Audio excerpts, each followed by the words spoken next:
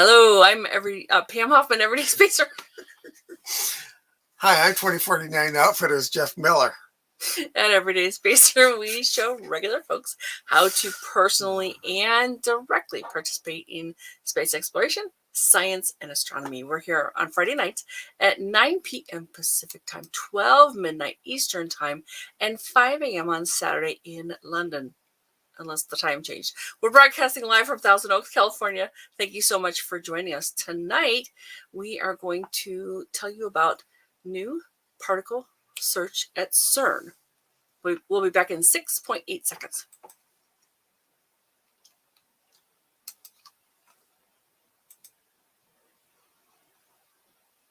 Well, this is new. We went to put together the show for Miky Way Project. Maybe you heard about that. Hi, Dave. And it's finished. Between the time we announced it and creating the graphics, etc., for this show, it was done. Cool. So we had to pick something else. Jeff found another project that looked pretty decent. And that one's done too. Cool. I guess third time really is the charm. We pretty much covered all the space projects on Zooniverse, so we started looking over the physics category. Jeff found new particle search at CERN, and when I saw that, it was like, yes, please. So tonight, Jeff is taking point on a citizen science project called New Particle Search at CERN. This is a Zooniverse project and has plenty to keep you busy. From the site, help the scientists look for signs of massive, long-lived particles produced in the Large Hadron Collider, which could be a sign of new physics. Jeff, tell us about this project. Well, first, hi, Cliff. Oh, good. Yeah, hi, Cliff. Soggy still. Sorry to hear that, man. Okay, go ahead. Okay, as you can see, typical Zooniverse project. It has all the stuff, that you see at a typical Zooniverse project. And this is what Pam just read to you. And here we see most important thing on here, only 4% complete. So it's probably still open. It's got 4 stages. Now, what I learned later on, and they talk about it later on, is that stages 1 and 2 are simulated data. So these are basically training you to be able to do it. And stages 3A and 3B are essentially you training the computer. So the computer generates the data to train you so that you can then train the computer. And that's the AI, right? The artificial intelligence. Because the human brain is still better at this point than the computers are. So. Right, yeah. And remember, the computer is your friend. It's a very obscure reference. Yes. Okay, this is the new particle search at CERN. Basically, they're having people train the AI to spot the divergent vectors is what they're calling them. But they found the Higgs boson, and now they're looking for other types of particles. And you go down even further, and Reinforce is doing it, and they've got 4 projects here. They all look interesting. Pam did G Witch Hunters last time. And we're doing new particle search at CERN. These all seem to be multi-part projects. So I would imagine that if we look at these last 2 here, that they'll be multi-part as well. Cool. There's a lot to sink your teeth into in some of these. It's really good. Yeah. And this is the About section. And neat graphic. These are the various particles and forces. So these are the quarks that they found. These are the leptons, like the electron here. And there's actually 3 flavors of that, and they're antiparticles. The Higgs boson, which is kind of the super glue for everything. And the various force carriers that they found. And ATLAS actually stands for a toroidal LHC apparatus. So basically, it's a fancy name for a donut. That fits around the LHC. Right. So basically, they're colliding protons into each other. So it's a proton-proton collision. Cool. And seeing what comes out of it. And some more about this is talking about the detector that they've created here. And there's a lot going on in this detector. The inner detector has 3 different sub-detector technologies. The calorimeter has heavy materials, so that basically it's to absorb neutral particles and heat up so that they can spot the heat spikes. We want basically lots of different detectors. Only neutrinos escaped undetected, but their energy can be measured indirectly from the momentum imbalance in the plane perpendicular to the beam axis. So basically, if things come out in a funky direction, then they theorize that the neutrinos probably went out in the other direction because they have some, action reaction. And this is the detector, 44 meters long and 25 meters wide, and the beam just basically goes through this way or through this way. It's hard to tell. Actually, it goes both ways because they're impacting each other. So this is the site of the train wreck. Magnets. Most of the stuff is either magnets or detectors that you're seeing here. And I strongly recommend reading this in detail because there's a lot going on in the detector. Yeah, this is a very juicy project. There's a lot here to work with. Mm-hmm. And the proton, as I described before, proton beams enter ATLAS from the sides and collide in the center. And here's where they tell us what they want us to find. This point is where the invisible particle. Okay, they decay. Oh, here we go. There are, however, as previously mentioned, some heavier particles that decay almost instantaneously, in which ATLAS cannot detect directly. They decay into other stable particles that can be detected. So what they're looking for is a decay scatter that starts not in the center. So they're looking for something that heads out. Oh, there you are. So it's like an astigmatism almost, right? They're like not coming from the same place, but they're kind of right. It's like you've got the beam here, and then instead of coming out of the beam in various directions, from some point over here they're coming out. So whatever this is, they can't detect, but they can detect that it's there because the beams the particles are scattering out over here. So that's what they're talking about there. Okay, let me know when you're ready to go back to your slide. I am. Okay, I thought it'd be more interesting to look at you than the. Yeah, because I could do all of my finger motions as I want, and you wouldn't be able to see them when you're looking at the slides. Okay. Dave says, "Wow, this is pretty heavy stuff. I love it, and we seem to get the best reactions from this kind of thing. So we're gonna look for more really, heavy-duty scientists. I have a feeling that most shows are a little more general. So if we can be a little more specific, a little deep dive, a little more technical, that might actually appeal to some people. And I think variety. I mean, variety is great. Yeah. We could have, history stuff. We could have light stuff. We can have heavy stuff. Oh yeah. I mean, we've had an artist, we've had a juggler, and then he came back and talked about his helium-3 experiments. So yeah, diversity, like they say on Star Trek, infinite. Infinite diversity and infinite combinations. That one.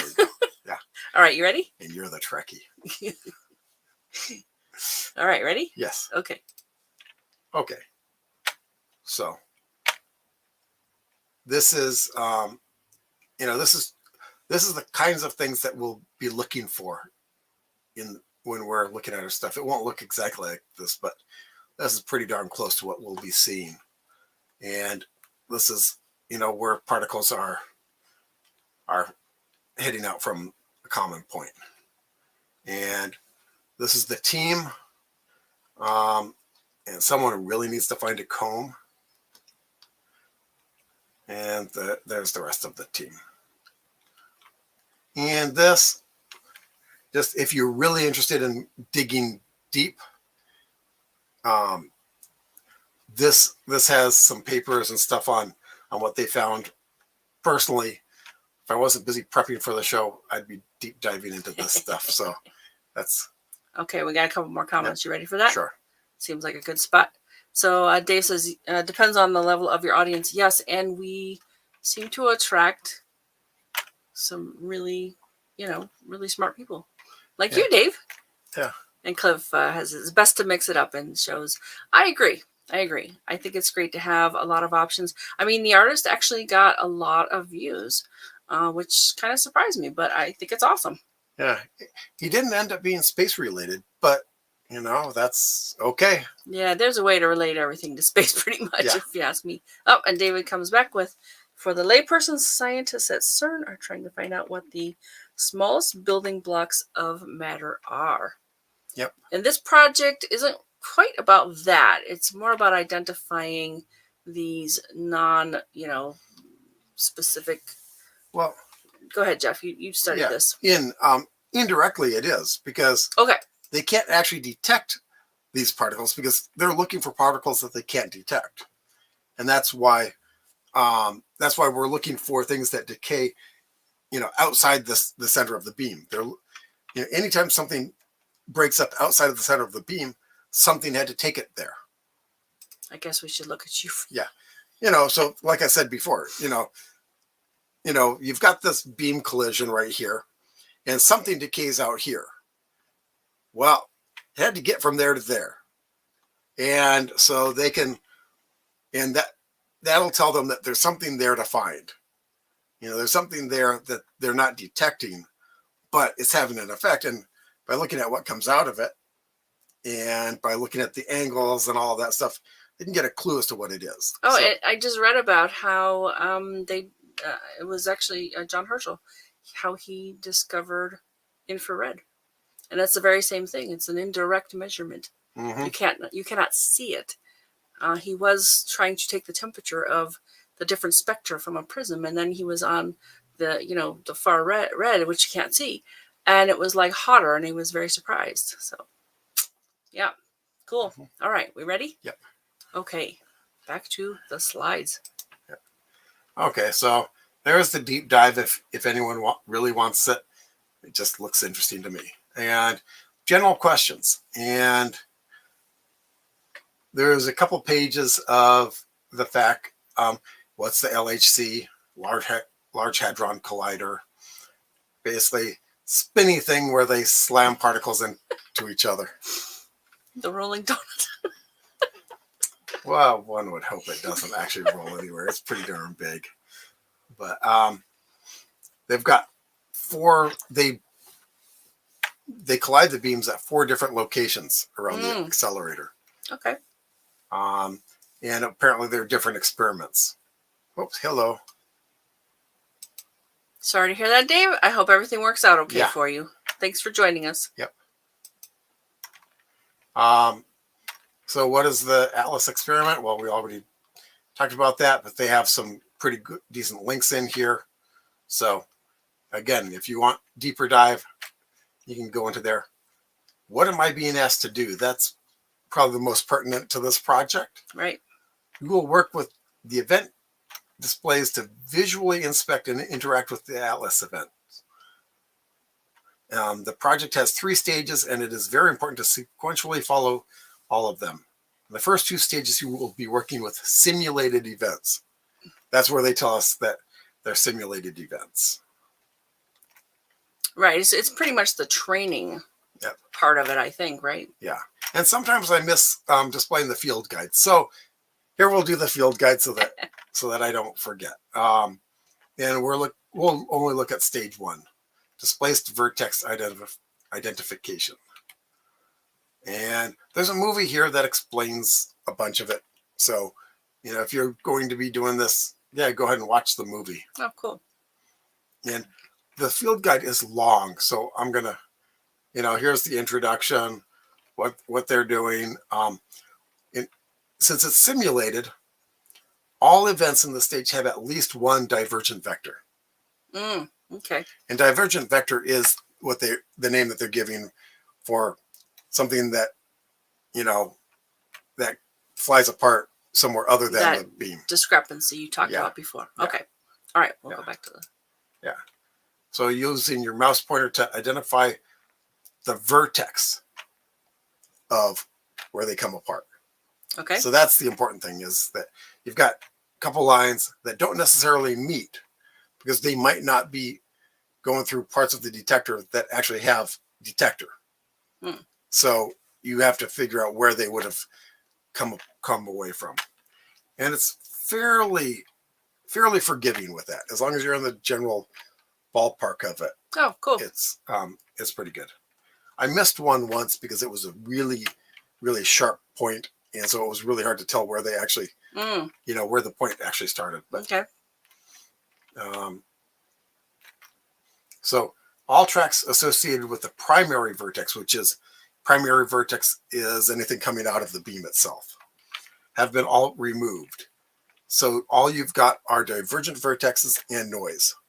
Which there is noise. There's going to be particles or cosmic rays zipping through the machine too that don't have anything to do with the particle beam. And I like this mostly for the image. I'm thinking 1701 here. Yeah. There's the warp nacelles. I'm wondering if they did that on purpose, but we'll never know unless we ask them. Basically, this is looking down the tube so that you can see things fly off, and this is looking down at it. This gives you two different angles because things might look similar, look like they're coming to the same point in this one, but in this one they might look totally far apart. Okay. And you need to mark the vertex in both locations. Oh, right. Yeah. So, so this is one where, and they give you examples and they give you hints there. So they're trying to train you even in the field guide. They're telling you, they can't start too close to the center since they're instrumented layers. Oh, and basically they can only detect where there's medium or light shade. If there's black, there's no detector there. So anything that has a starting point here can't be detected at all. And these various areas are different detectors. So, a particle might show up in one, but not the other. Oh, interesting.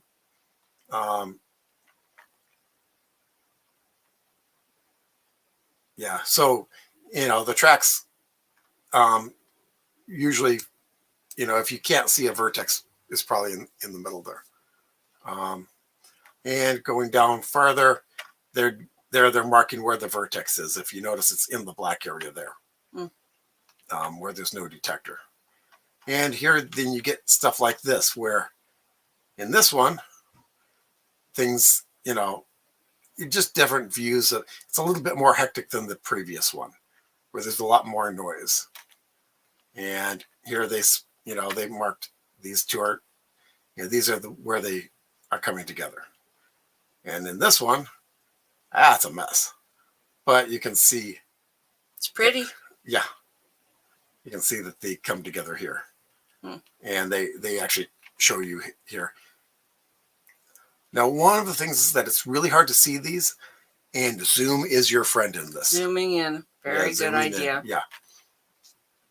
And so they I'm going to bip through a few more of these, because it's just, they get more and more complex. And here's the actual training. So not only did they train you in the field guide, this is the tutorial, and this is the intro. They're basically saying stuff that you would have seen in the field guides there. And so here's where they tell you what you're looking at, again, similar to the field guide. And they're identifying the tracks of the particles. So this is good for getting their terminology. Cool. And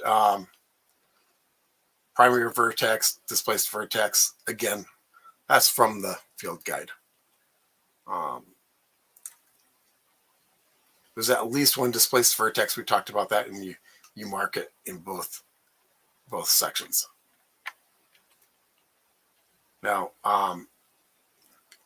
so this is the transverse view, which is basically looking down the beam. And here it looks like the purple is merging with them, and that's why they give you two views, because you look at this one, you can see that the purple isn't actually part of that, just because you're looking at it from a different angle. That's why they give you two angles. And so there's where they would mark it. Oops. Someone has arrived. Hello, Andrew. Hello, Andrew. Welcome. Glad you could join us. And here's where they're showing there's two different vertexes here. And yes, there can be more than one divergent vertex. Okay. And they're showing you that when you get it right, they put a green blob over where you got it. If you get it wrong, they put a red blob over it. Very good. Well, thanks. And yeah, Particle 37 on Zooniverse. So you are familiar with this. Well, we'd love to know more. And yeah, absolutely. We'll be here. Okay. And then the get ready to go, and another ad for Reinforce, which looks like they do some pretty good citizen science work. Yeah, I like their projects. They're very well done.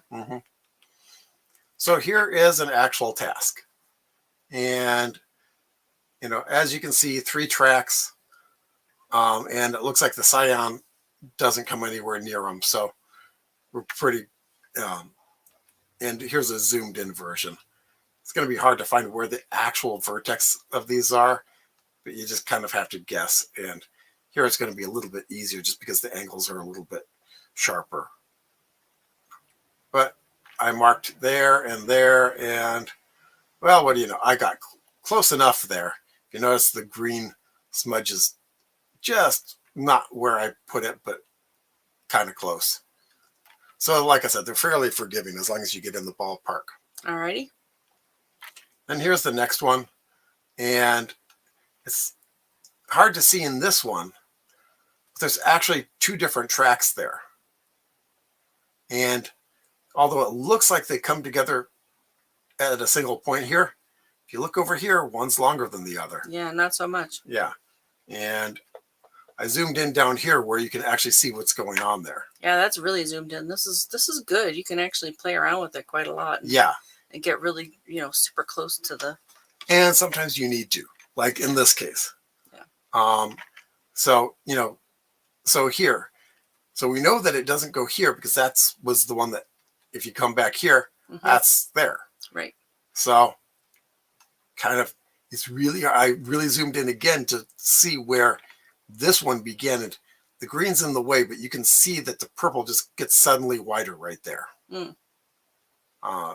So that's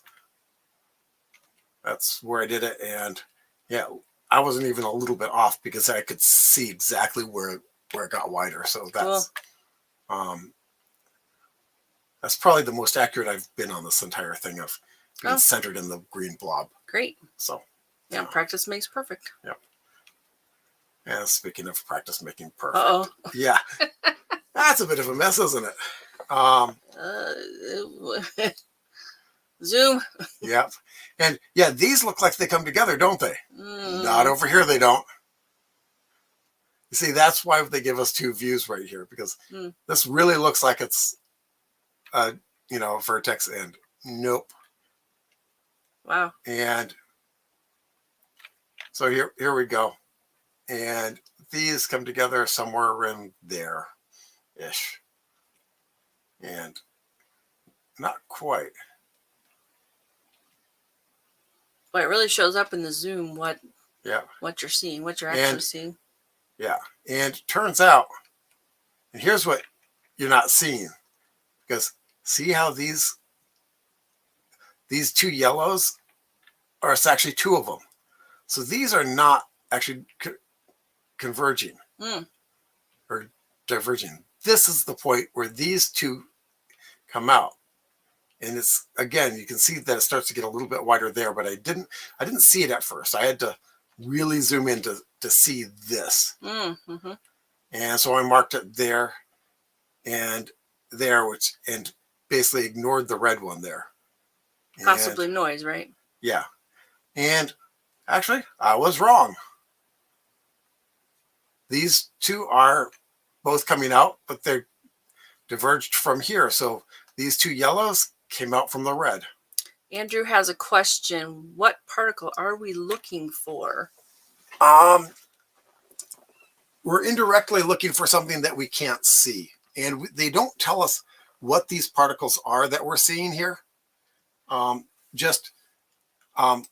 Basically, they're looking for particles that exist for a very short time and then decay again.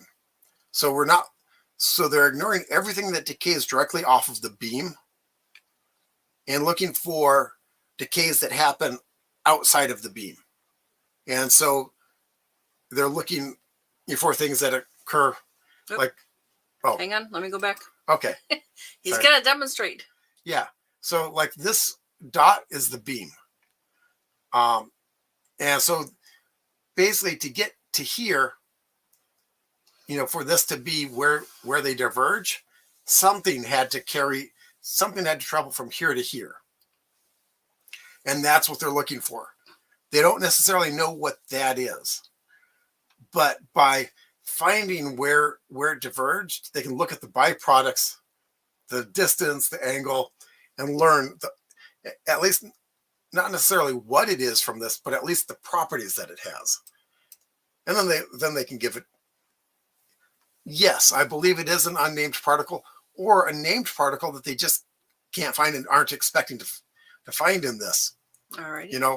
Heck, maybe it's something else, but it's probably an unnamed particle simply because it doesn't last very long. Oh, Andrew's coming back with, so the father's red dot. Yeah, exactly. Cool. Yeah, maybe they should call it the Darth particle. I am your father. So here's another right mess. Wow. Yeah. It's gonna take a bit to untangle that, isn't it? Yeah, zooming. You can already get a clue that, maybe it's coming out here. But zooming is your friend. Mm-hmm. And here we go. Here's some. Did we get? Indeed, plenty of questions. Yeah. Isn't it wonderful? Yeah. So here we go. Now it's possible that this green is coming into this mix too, or this red. I don't think on the red, and I don't think on the green, but if you look here, the green definitely not. And the red, I think, misses. So I think it's just the blue and the yellows here. All righty. And so that's what I marked. And yep. Okay. Okay. So basically you pick it, and then it gives you feedback on how well you did. Right. Since these are simulated, they know exactly what's right. Right. So they're working on training you. Right. And here we go. And so, yeah. And it turned out, this is a different one. Oh, did I? Oh, okay. Yeah, I didn't go through all of the things here. I just found this. And if you notice, this was a hit and this was a miss, because apparently There were two here. Oh, and you identified one. I identified one correctly. Interesting. Okay. But missed the fact that there was another one here. So this blue and this green apparently diverged, and you just can't see all of the green because wherever this part of it was in an area that can't detect whatever that green Right. is. Yeah, you said that dark center was, there were no detectors. Well, and also these are different detectors, so it might not detect, each type of particle. So you kind of have to figure out where they come. So this was where I was reminded that, hey, I read that they can have more than one vector in here. Okay. So, oops. And then here's another one that looks a right mess, doesn't it? These are getting progressively more intricate, it looks like to me. Yes. Yeah. Okay, so interesting. And it looks like you've got a point here and a point there. Alrighty. And there and there. Bit of a zoom, yeah. And this one looks like it doesn't, because it looks like they miss. Huh. I mean, if you look at that one versus that one, and there, and yeah, you know how I said that these look like they miss? Well, they don't. So, a lot of these that I've done with Zooniverse are fairly easy. This one takes a really good eye for where these things are coming together. Yeah, like I said, there's a lot to sink your teeth into. This is a very juicy project, and you're going to be able to learn some really cool stuff, I think, right? Yeah, and it's not just counting of craters. Yeah, if you need something mindless, there's plenty of projects out there like that. If you really want to do a little more thinking and observing and really understanding some of this stuff, here's your project. Yeah. Ready? Yeah. Okay, so there we go. Hang on.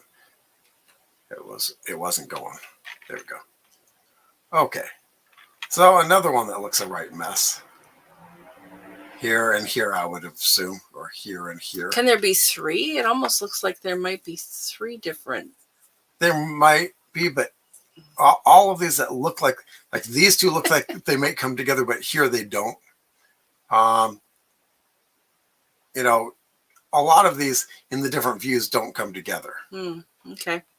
But, these got out of order. So I did have this one. So these two come together. There. Okay, yeah. Oh, that's the last of it. That's why it didn't go any further. Got it. Okay. Well, thank you very much, Jeff. That was great. Yeah. If you have any questions, we definitely want to hear from you. Yeah, go ahead. I think next time I'm going to put an end slide just so that I know, or at least something different. At least something different, so I know where it ends. Because that's why they put their thing at the end of the thing. Yeah, because I was just wondering why it wasn't advancing, so I went back. All right. Anyway, so if you like space, you might like Star Party at your place. Let me come to you for your next event or an evening of stargazing with your friends and family. I've been involved with this since 1991, and I have the equipment to bring to you for a nice evening under the stars. Some restrictions may apply, like, can I get there? Is there a full moon? That's not ideal. Is it clear enough to observe? If you want to call or write today, we can figure all that out. So there are some stellar events coming up this week, and we're talking about February 25th, which is today, through March 4th, which is next Friday. The planetary action has basically moved to the mornings. I see Andrew has something. Oh, okay. You'll have to pop it up because I'm on the other side. Oh, okay. Yeah, let's talk to Andrew. Chaos theory springs to mind. A few years ago, JPL NASA ESA was working to receive totally washed out radio signals from the noise of space. I think it's a mothballed project. Okay, so don't know much about that. Sorry. And then just maybe that research is useful for things like this, finding signals in chaos.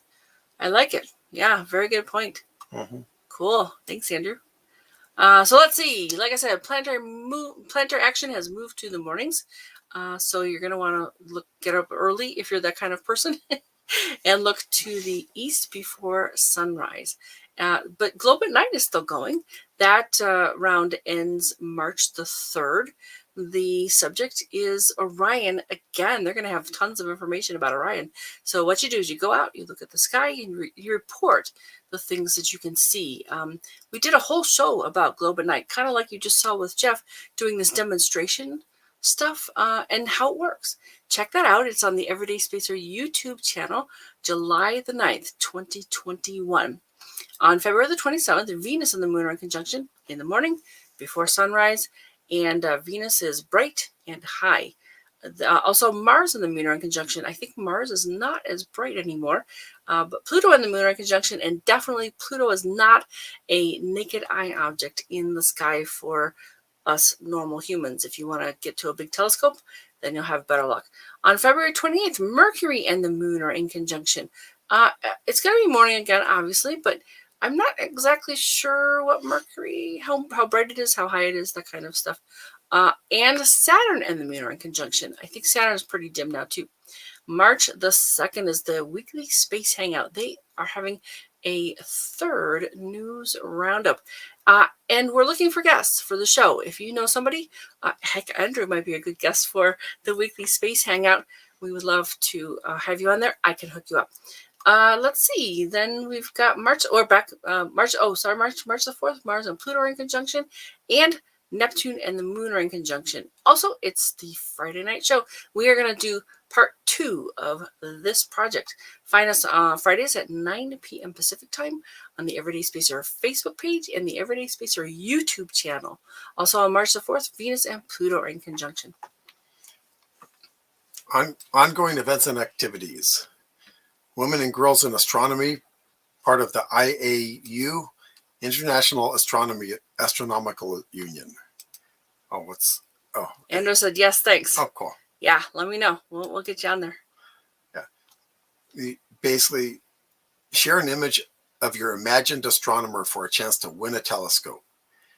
Youths up to age 12, and it's available worldwide. The deadline is March 1st. Go quick. Yep. Oh, I gotta show the link. Yeah. Yep, we have a link. Sorry. I believe that is it. And we have added to our shows in the past, so I will grab that again as well and add it to the chat. Okay. Alrighty, I'm doing that now. Comments. Here we go. All right, hopefully that is a clickable link for you now. Yep. Or at least copy pastable. Okay. ESA Build Your Web Challenge. Get creative. Build your own model of the James Webb Space Telescope using any materials you like. Right there. And submit your web challenge projects to the ESA education team. Selected projects will be displayed in a gallery on the ESA education website. Can you scroll? Yes. Thank you. And ESA stands for European Space Agency. Yep. And it's available for kids aged 6 through 19. And they can be, public, private schools, or homeschooled. And they do not say anything about where, so it looks like it's available worldwide. Very cool. Design moon digging robots, Lunabotics Junior Contest from NASA. Enter art or be a judge. We've talked about this one lots. Lots.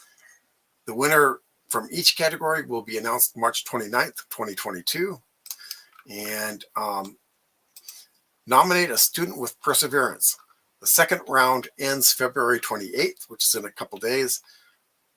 6th through 8th grade students in the U.S. public, private, and home schools are eligible for this. 4 rounds total, so 2 rounds to go after this. And there are some pretty cool awards. Very cool awards.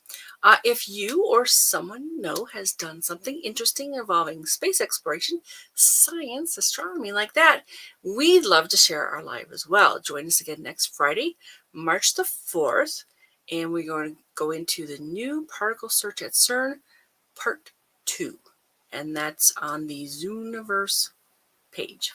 All right. So any last questions? We'll hang around just a moment to see if you need anything from us. Yeah, I don't see anything past the ones that you posted. All right, awesome. Thank you. Nope. Yep. Cliff. Yeah. Good night, Hey, Cliff. Cliff. Good night. Good afternoon for you, right? And clear skies, man. Hopefully it stops raining someday. Maybe people will stop buying telescopes over there for a little bit. We really appreciate your being here with us this evening. That's Dave and Cliff, and we had Andrew. I think that was it for tonight. Awesome. Thanks so much. And if you're catching us on the replay, we'll see you later. Yeah. Good night. Good night.